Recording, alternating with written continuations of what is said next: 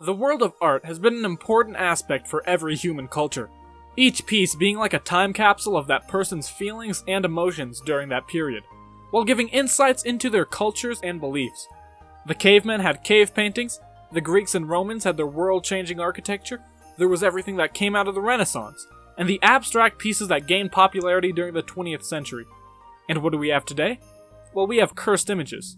Cursed images are everywhere on the internet. You could just be casually working on an English essay and then boom, cursed image. You go out into the woods with no internet, just a relaxing getaway from society, then the trees start sending you cursed images. So what was the origin of these images? Before cursed images took the form they have today, a cursed image would literally refer to a cursed or haunted image, often with captions that would be like, "If you stare at this for too long, it will appear in your room at 2 a.m. They're sort of like those chain emails you get where it's like, "If you do not send this to 5 people, your mother will die in 3 days. And you're like, well, obviously it can't be true. I'll do it anyway for safe measure. But modern cursed images are haunted in other ways. And what qualifies as a cursed image is pretty unclear. One of the first notable examples of a real cursed image is this one right here, which is from October of 2015. The image is essentially the basis for what a cursed image should be. Notice the overexposure from the camera flash, the eerie, unsettling nature, strange phenomenons that take you a second to think about, or simply go unexplained. The weird sense of nostalgia caused by the image, almost as if stumbling across an old photograph after finding your old iPhone 4S.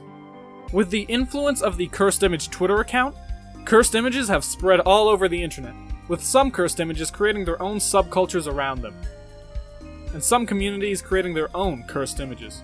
But what exactly is a cursed image?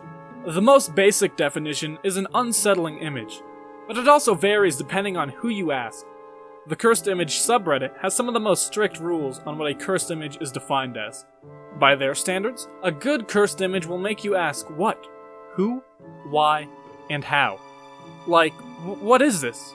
Who are these people? Why is this happening? And how did this happen? While their rules are rather strict, it creates a clear and concise difference between an image that is cursed and an image that is just weird.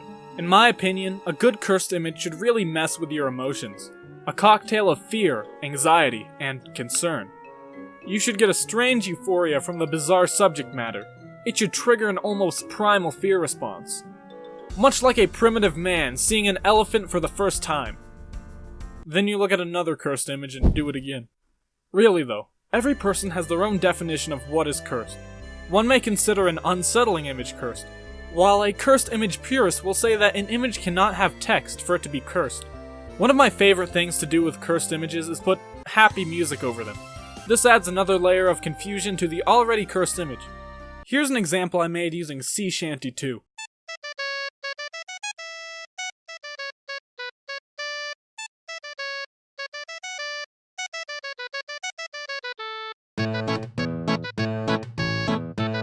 Alright, I think you get the point.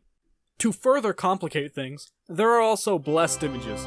It can be difficult to tell whether an image is cursed or blessed due to their similar properties in nature, but the difference comes in the feelings given out and the emotions the image causes you to feel. While a cursed image will make you feel lost and afraid and far away from home, a blessed image causes a more comforting feeling, like arriving home after a long trip.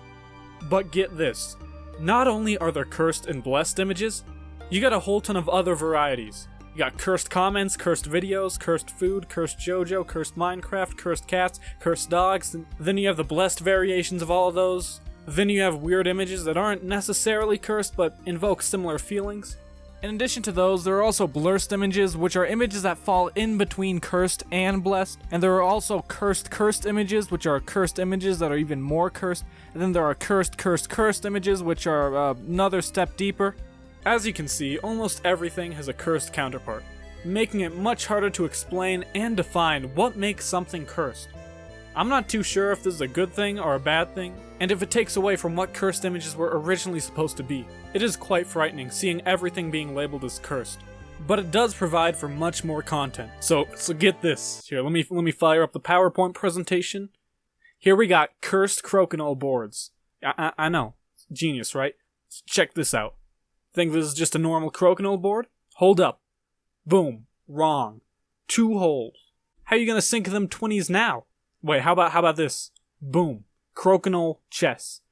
I don't even know how this one's possible. It just doesn't make any sense, because in Crokinole, it's about flicking it across the disc, and it's, when it's chess, chess is like a strategy game. I guess Crokinole can be considered a strategy